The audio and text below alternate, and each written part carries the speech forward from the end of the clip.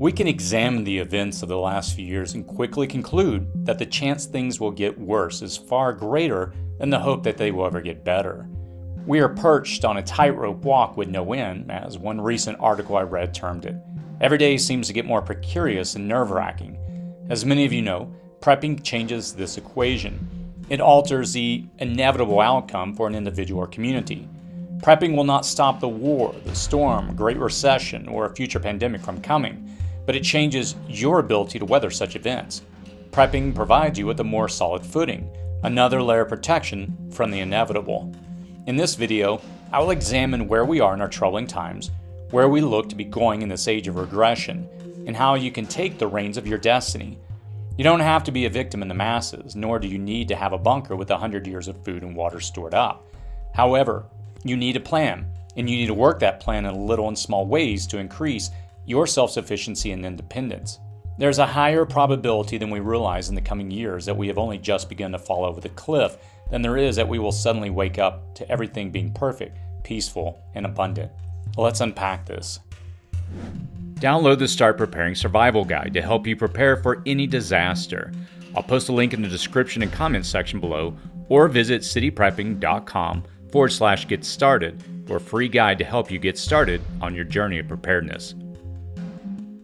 Where we're at and where we're going.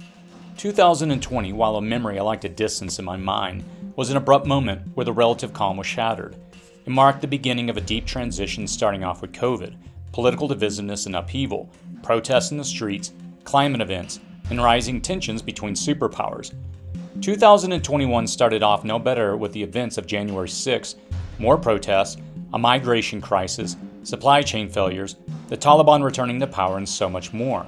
You would think we would have gotten a little time to catch our breath, but 2022 ushered in a global surge in inflation, a potential world war starting in Ukraine, global economies faltering, dramatic shifts in government, an escalating migration crisis, and soaring world hunger. Believe it or not, that's just a 30-second summary of the highlights. Around the world, we witness everything from uprisings to extreme weather events to supply and infrastructure failings. Here we are in 2022, and inflation has been bad, but the northern hemisphere is facing freezing temperatures with dwindling energy supplies. Plus, that nagging inflation is still pushing us deeper into a recession. We have pediatric wards filling up to capacity with kids with cases of RSV, which has impacted a few in my own personal family. We have even less confidence in the government. We have a war that continues to escalate to a potential nuclear conflict and draws in more and more countries. We have a decoupling of the United States and Chinese economies and rising tensions with China, even as we're witnessing the delivery of the extremely high-end military technology to Australia. China is eyeing Taiwan and northeastern parts of Russia as territories it wants to expand into. It doesn't matter if you're in the United States, Australia, Britain, Ukraine, China, Russia, or Brazil. The heat has been turned up. The conflicts are more significant. The crises are numerous and compound each other. So, what will 2023 bring? It would be nice to imagine that it will get better, because any worse, and we may find ourselves close to the point of no return. We may have already crossed that point of no return, and at this moment, the future is not looking much better. 2023 will very likely be worse in many ways. First, the stock of Russian oil and natural gas that will help European nations barely get through this winter will have all been used up. There's not a resolution to the Russian war on Ukraine, and a resumption of that supply.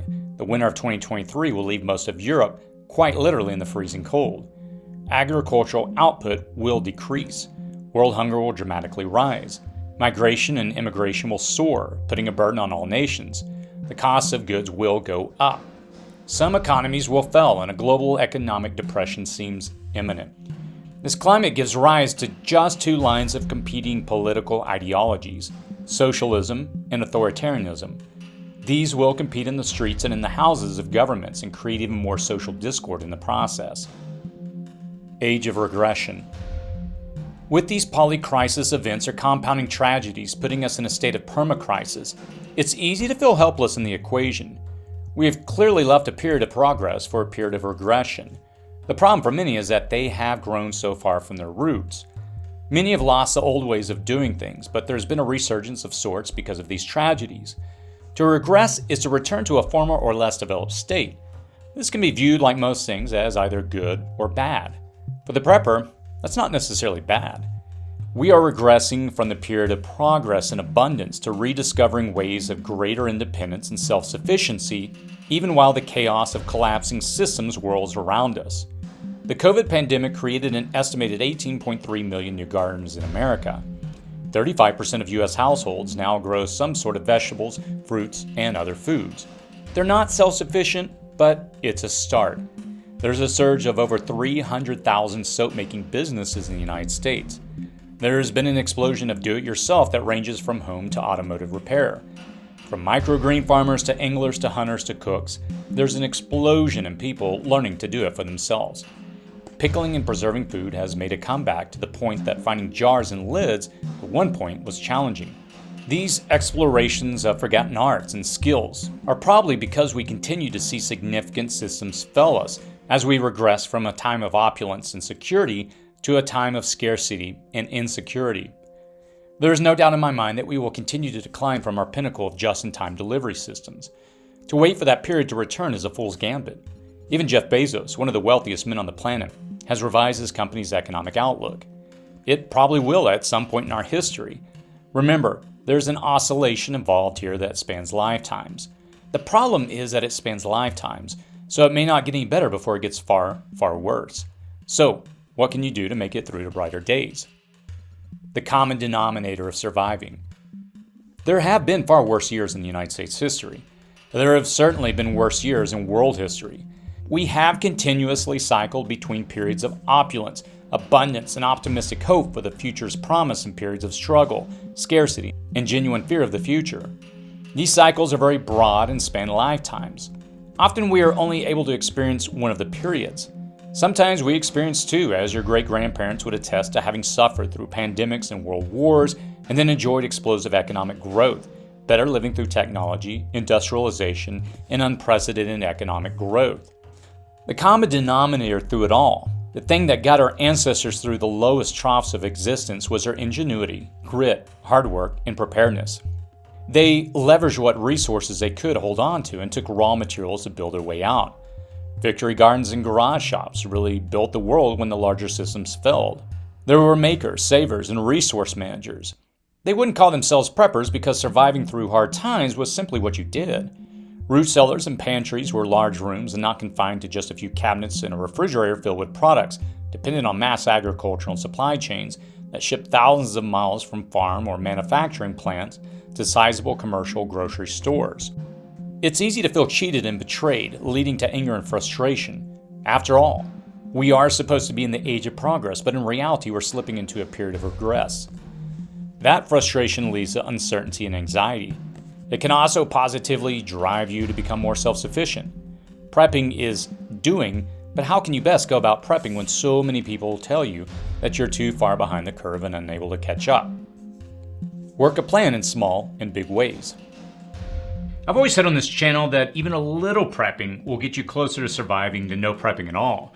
We must be honest with ourselves and admit that our governments will not likely step in and save the day when things go south. We must admit that supply chains will continue to struggle and scarcity and high prices are very likely in our future. A 3-day food and water supply might get you through a natural disaster. Obviously, 3 weeks would be better. A year or more with supplementation from even a windowsill garden will get you through a long period of dark days. This was my motivation for creating the Prepper's Roadmap. I wanted to put all my knowledge and experience of years doing this on the channel, creating documentation, and compress it down and build it in an easy to follow plan that can lead you step by step to prepping for a time when you have to be self-sufficient. And that time is edging closer and closer with each passing day. This is why I've released several free guides through this channel, and this is why I've made hundreds of videos. You don't have to use my strategies and plans, but you need to have a set of goals and a plan to ensure you have a closed loop and that you aren't missing anything. It would be best if you had a plan to make sure there aren't any gaps in your prepping that you will only discover when the chips are down. Whatever plan you choose and whatever you prioritize as your approach, you need to begin in earnest working that plan in small and big ways. Every day, theoretical threats like nuclear disasters, EMPs, and prolonged extreme weather events, coupled with infrastructure failures, they become more and more tangible. While these may not directly impact your zone, they will still impact your life. You will be far better positioned if you strategically approach your prepping activities and really take them to the next level. You don't need to dump thousands into gold and silver in the hopes of weathering an economic depression, but you do need to leverage your prepping to fight inflation and save money today. If the dollar buys less and less, but you are doing more with less and generating more of what you need, you're going to be fine. If there's a run on banks or looting at the grocery stores, will you be a victim in the crowd or safely in your prepped environment? The decision is really yours. The outcome is based on the plan you have today and how you work that plan in small and big ways. I'll be the first to admit to you that I don't have a crystal ball, but I also don't need one. We can all collectively look at the last few years that continue with their ways and understand that we're in a bit of a perma-crisis, a poly-crisis, an age of regression, or whatever other term you might want to apply. Things may get better. We could wake up tomorrow with a new, brighter hope and outlook. The sun could break through the dark clouds we currently see on the horizon of our future. Then again, it might not. We might be better served to admit to ourselves that we are only at the beginning of a downward cycle, and it will get far unimaginably worse from here. While I always try to keep this channel practical and avoid the fear porn so pervasive in this community, I have to admit that it's increasingly getting more and more difficult to see a future without challenges that will test our ability to survive, which is why I believe it's more important than ever to get ready. Given that reality, what will you choose? Will you begin to prep or double down on your current prepping? Will you get busy or succumb to the overwhelming anxiety? To me, this is a no-brainer. So let's prep together. If you've just found this channel or not sure where to start, I'll post a link to a video I did this year giving the basics of prepping for 2022. It's an evergreen video. It's applicable whether it's 2022 or you're watching this in 2024. It's a great starter guide to help you get started. As always, please stay safe out there.